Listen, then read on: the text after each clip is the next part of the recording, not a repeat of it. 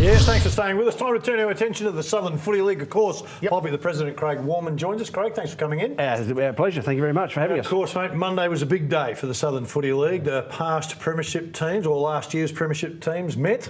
Yep. How was the crowd? Oh, mate, it was absolutely... You couldn't fit another car in Ranello. We put probably about 3,000 people on the day. 3,000? Yeah, it was you know what? absolutely terrific. You know what? I'm surprised, because I am surprised. The SNFL replay of last year's grand final, Adelaide Oval, beautiful venue, can't get in for an AFL match, 3,000. Wow, it's comparable. So well done, and I think that shows the Southern Footy League and its communities are very much alive. Well done. That's great. Very much so. And look, a tremendous weekend that started on Friday night, had games on Friday night, Saturday, and of course then the replay of the grand final on Sunday. All right, Monday. Let's talk about the replay. It was a pretty good game right up until it was about a point in it with not too long to go, and then suddenly Ranello exploded. About 20 minutes just going into time on, there was a point in it, as you say. Brighton had a shot, hit the post, so it's almost a draw.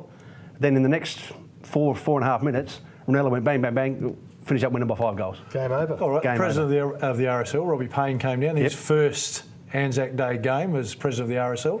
What were his thoughts? Mate, he thought it was absolutely fantastic. Couldn't believe the amount of people that actually turned up. Of course, we do the little ceremony at the start with the ode and the last post and reveille, etc. But we've got a really good involvement with the RSL, as we previewed last week with Frank Owen, the ex-president of the More Vav RSL. So, yeah, it's a really good mix for the Southern Footy League and the RSL. All right, the Malpas medal, of course, for best on ground. Yeah, terrific. We were able to have the great nephew Jeffrey come down and his sister Deb to come down and present the medal. And that was won by Luke McEntee, the big ruckman from Ranello. Is it an emotional moment for the player, or you sense more for the people that are presenting the medal? Oh, that's a hard one, Phil. I would suggest a bit of both. Yeah. Because, as you know, Anzac Day is such a traditional day for Australians.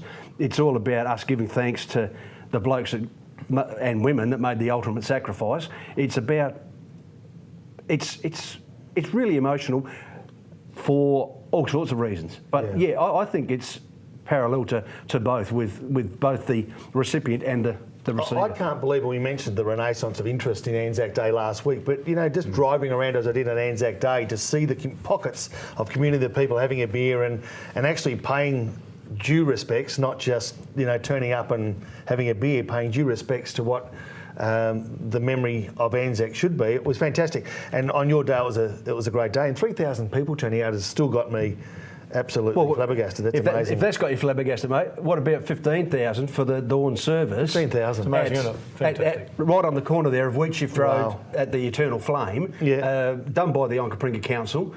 Spent lots of money, got a really nice area set aside, and they actually block off the whole of South Road, Flaxmill Road and Wheat Shift Road for the dawn service. 15,000. Well, we had a big weekend. Let's go back to Friday night, because that was an interesting result as well. Oh, mate. It's unbelievable. I've never seen a bloke get so excited about football. Well, Friday night, we had our first night game for the season down at Port Noarlunga. Traditional rivals, the Cockle Divers against the Shoes. Draw. Draw. But wouldn't... So are you going to do what the AFL does? No extra time? Is the Southern Footy League going to visit that? We do for grand finals. But this is just a normal away game. Okay. So it's a draw. But 18-58 to Port Noarlunga. Noarlunga 7-16. 7-16. Bad kicking, bag football. Well, mate, saying. Mate, you reckon that was a bad one? Christie's Beach, who everyone thought was going to be up and about this year.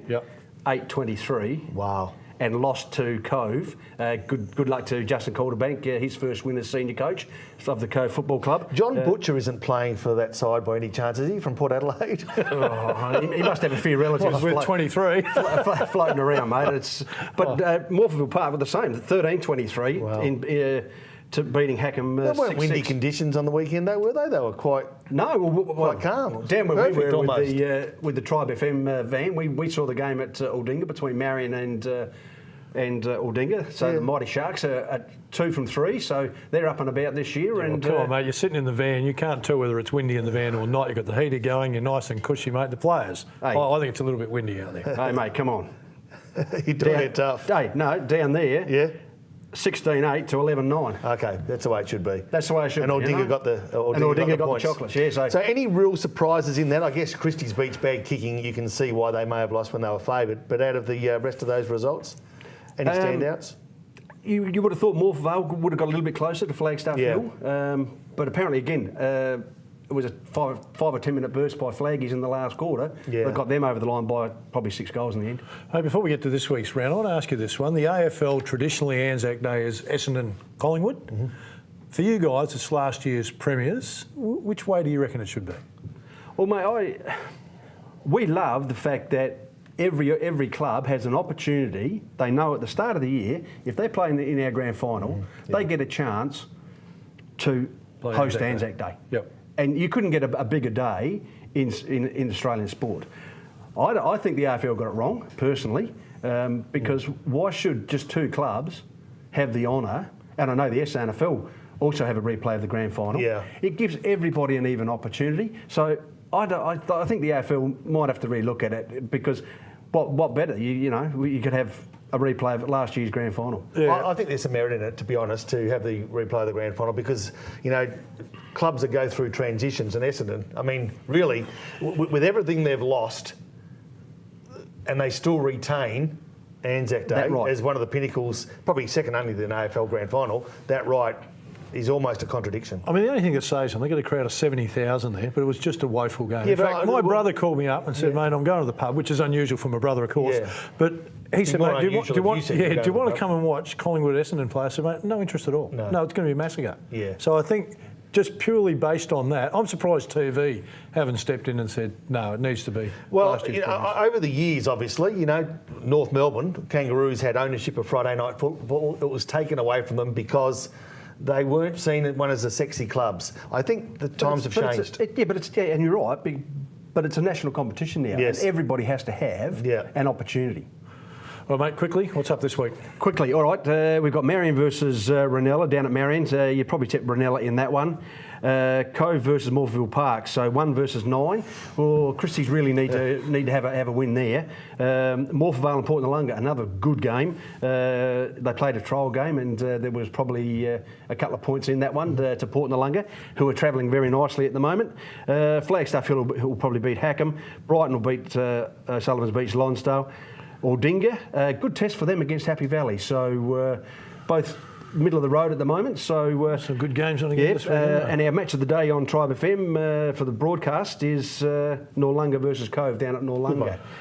Just quickly, it was interesting. We're at the grand final. The president of the Brighton Football Club was away in Kuala Lumpur, Malaysia, but texted us through because he was listening to the live stream broadcast on the radio. Fantastic. Was really good at half time, but when the final siren went, he didn't want to talk to me. Didn't hear from that. Craig Warman, our special guest. Southern Footy League up and about. Perhaps some of the other organisations need to have a look. Stay with us. Still plenty to come.